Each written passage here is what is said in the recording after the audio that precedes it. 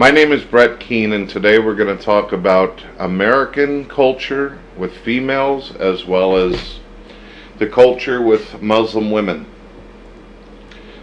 One of the things that I, as a skeptic, had a hard time dealing with when I first started looking into Islam and how things are done is I immediately was a little strange. I had a strange feeling about the way the women wear the clothing all over their bodies. A lot of Americans do. They don't understand that. They don't get that idea and what it's about. And I remember from watching the media and seeing the things that I see in America, how they describe the culture, that these women are forced to do this and they're forced to do that. But I have learned a great deal more. As you all know, I'm really into research and trying to understand the way things work. Now, I have spoken to many women that are Muslims who enjoy what they're wearing. They respect what they're wearing. Not only do they do it for themselves, but they also do it to humble themselves before what they believe to be God. This is how they do it. They feel it's a matter of respect. And also there are some matters of they dress the way they do in order to keep some men from lusting for them, which is understandable. In American culture, we have women who wear tight skirts. You will notice when you turn on something like MTV, there will be women who are basically used and paid by rappers as well as rock stars to flaunt themselves. The more cleavage, the more body that is shown, and the more the woman is used, the more successful the video usually turns out to be.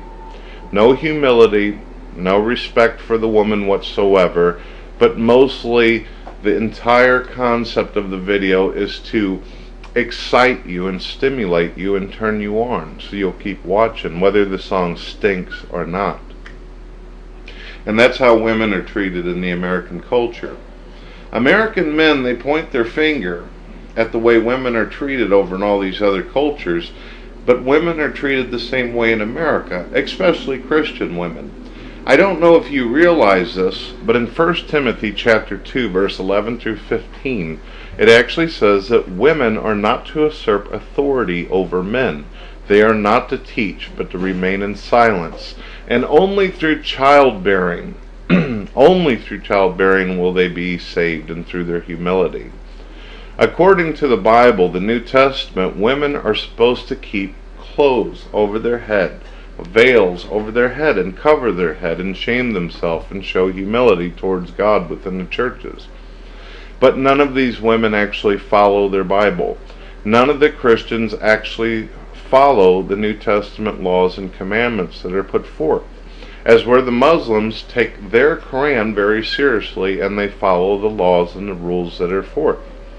So the only difference you're actually seeing here is one group of people, which is America, who do not follow their own belief systems to a T over that of the Muslims who do have the faith to do as they're told by their prophet or they're believed to be God. It's interesting.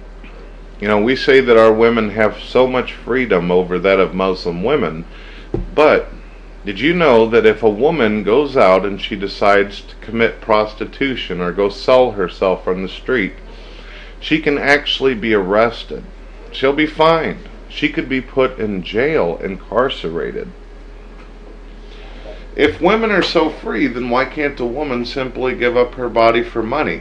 It is perfectly fine if a woman were to walk up to you and say, I want to have sex, and you don't pay her at all. It's fine to go out on a date and watch a movie with a woman, take her home and have sex with her. No problem whatsoever. Completely fine with our Constitution and laws.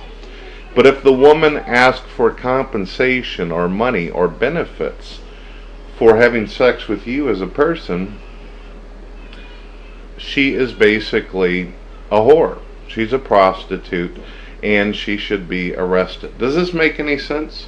We live in a capitalist society that says that we can open up our own corporations and our own businesses and do as we want. But if a woman tries to make money with her own body, it doesn't make any kind of sense. She's arrested, fined. So where is the freedom in that?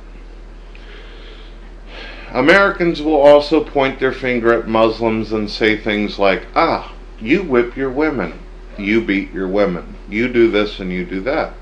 But American men have been known to also kill their wives. We have situations in our society where a woman actually cut the penis off of an American man because he was cheating and pounding the shit out of her daily. I'm sure you all remember the name. We have women out there who are beaten so badly that they sit there and will actually lose their mind and kill their own children in America.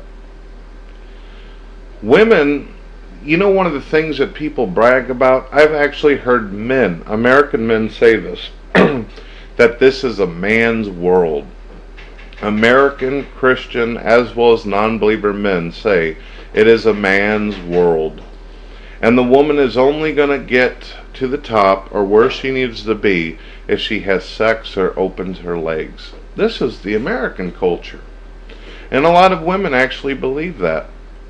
We raise our women and our young daughters up to believe that they are second to that of the man in America. We raise them to believe that their only role in the household is to give birth to our children, sit at home, wash the dishes, do all the housework while we go out and do our job or whatever we're doing, whether it be construction or whatever, and then we go out and have fun with our friends in the bar while the woman sits home with 5 kids. Yet we like to point the finger and say, look at the way you treat your Muslim women. In every place that you visit on planet Earth, women are treated second best. That's the way it is. Whether you're a Muslim or whether you're an American, we need to quit pointing the fingers and blaming this culture or this culture. We need to become more open-minded about women in general. I can't believe in modern times there are men out there who actually believe when they're dating a woman or they're married that somehow they possess that woman like she's property. And this is with all cultures. For some reason, men get this idea in their head that once you're married, you can do whatever the fuck you want to your woman or your female because she's yours. Well, she's not yours. She's not yours. She is your companion. She is your partner. She is not your property. She is not your pet dog that you feed on a daily basis and kick around when you feel like it. And that, my friends, is the difference. There is no difference. Thank you.